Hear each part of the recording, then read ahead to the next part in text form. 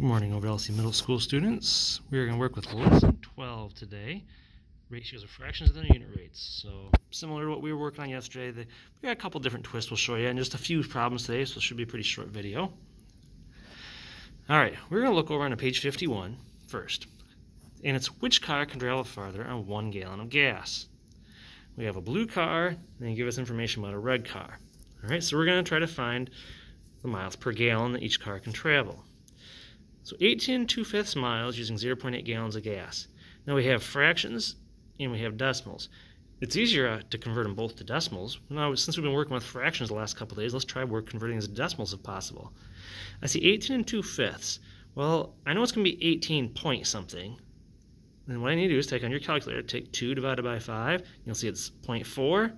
So 18 2/5 turns into 18.4. Ignore the 0 on your calculator, obviously, because we obviously have a full number of 18 that's going to go in front of that 0.4. So really, just take 18.4 divided by 0.8, and we get 23 miles per gallon. Similar type of concept here. The red car travels 17 2/5 miles using 0.75 gallons of gas. Take 2 divided by 5 in your calculator, and it gives you the 0.4. We stick the 17 out in front of that. So take 17.4 divided by 0.75, and I get 23.2 miles per gallon. So who can travel farther? The red car travels farther on 1 gallon of gas. Not by much, only 0.2 miles, but that still is a difference.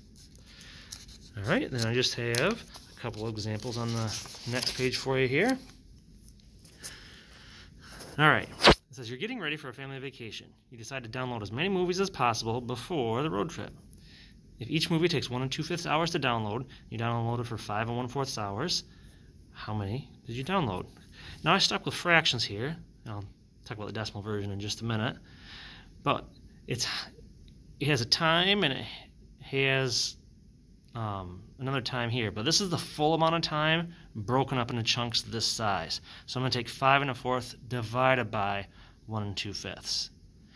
All right, so convert them both to impropers, and once I have that, I can keep, change, flip. I can cross cancel 21 and 7 actually, divide them both by 7, and I get down to a 3 and a 1, and I get 15/4, which ends up being 3 3/4 movies once we convert.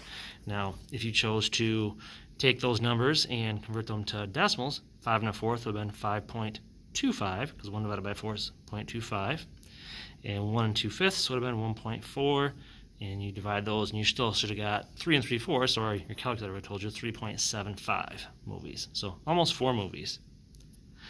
All right, then we are going to skip down to number 4. And kind of similar to one of the problems we had yesterday. To make 5 dinner rolls, 1/3 a cup of flour is used.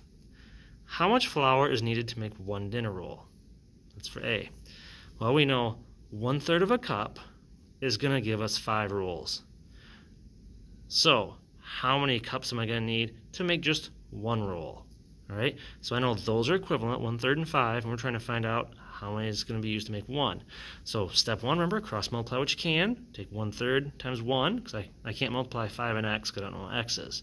So cross multiply, I get 1/3 times 1 is 1/3. And then take that answer and divide it by the leftover number. I have not used the 5 yet, so take 1/3 divided by 5.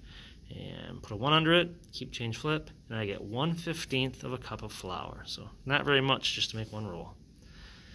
All right, part B, how many cups of flour needed to make 3 dozen dinner rolls? Now, of course, remember, a dozen means 12, so 3 dozen, 3 times 12 gives you 36. So if I have 1/15 of a cup of flour makes 1 roll, if I just multiply that by 36, it should tell me how many I need for 36. So I can cross cancel actually, because I have 1/15 times 36 over 1. I can cross cancel, divide them both by 3, and get down to a 12 and a 5. I get 12/5, and when I convert that to a mixed number, 2 2/5 cups of flour needed to make those 3 dozen rolls.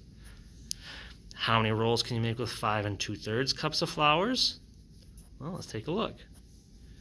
We know 1/15 of a cup of flour is going to make 1 roll.